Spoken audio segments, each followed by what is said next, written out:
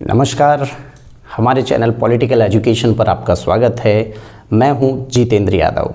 मित्रों, राजनीतिक प्रशासनिक शब्दावली को जानने के इस कड़ी में आज हमारे पास 3 महत्वपूर्ण शब्द हैं जिन्हें हम अधिनियम, नियम और विनियम कहते हैं, अर्थात एक्ट, रूल्स एंड रेगुलेशंस।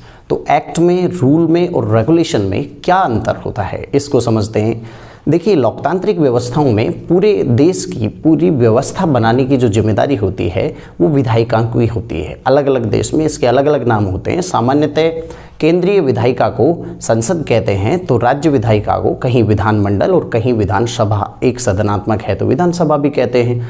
इन विधायिकाओं का काम होता है अधिनियम बनाना, अर्थात एक्ट बनाना। तो अधिनियम क्या होता है? जनता के द्वारा चुने गए प्रतिनिधि एक मसौदा तैयार करके उसे बिल के रूप में सदन में पेश करते हैं। जब बिल पर चर्चा हो जाती है और दोनों सदनों के द्वारा उसे पारित कर दिया जाता है, उसके बाद केंद्र में राष्ट्रपति और राज्यों में राज्यपाल उस पर साइन कर देता है। तो इस प्रक्रिया के बाद, अर्थात एक मसौदा बिल के रूप में पेश किया गया और जब उस पर राष्ट्रपति के हस्ताक्षर हो जाते हैं तो वो एक एक्ट कहलाता है। ध्यान रखना, ये होता है एक्ट।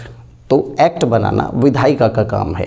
जब इस एक्ट को लागू करने की बात आती है तो लागू करना अर्थात क्रियान्विति की पूरी जिम्मेदारी कार्यपालिका की होती है। कार्यपालिका उस एक्ट को लागू करने के लिए उसके उपनियम बनाती है। इन उपनियमों को ही नियमन कहते हैं, या सीधे शब्दों में कार्यपालिका के द्वारा एक्ट को लागू करने के लिए जो बनाए जाते हैं वो नियम कहलाते हैं। अब धरातलीय स्तर पर समझेंगे इसे।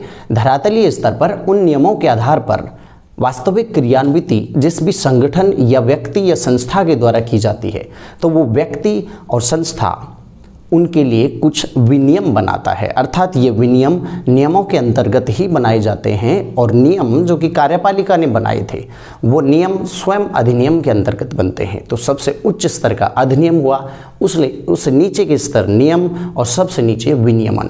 तो विनियम, नियम और अधिनियम, इन तीनों की कड़ी को एक साथ रखकर आप समझेंगे। आशा करता हूँ आपको ये समझ आया होगा। विधायिका, कार्यपालिका और उससे नीचे व्यवहारिक स्तर पर व्यक्तियों के द्वारा या संस्था के द्वारा किए जाने वाले काम के इस प्रक्रिया के जरिए आपने तीनों शब्दों को समझा। अगर हमारा काम अच्छा लगता है तो चैनल को सब्सक्राइब करें, लाइक करें, कमेंट सेक्शन में अपनी राय कमेंट जरूर करें और दोस्तों के लिए इसको शेयर भी कर दें।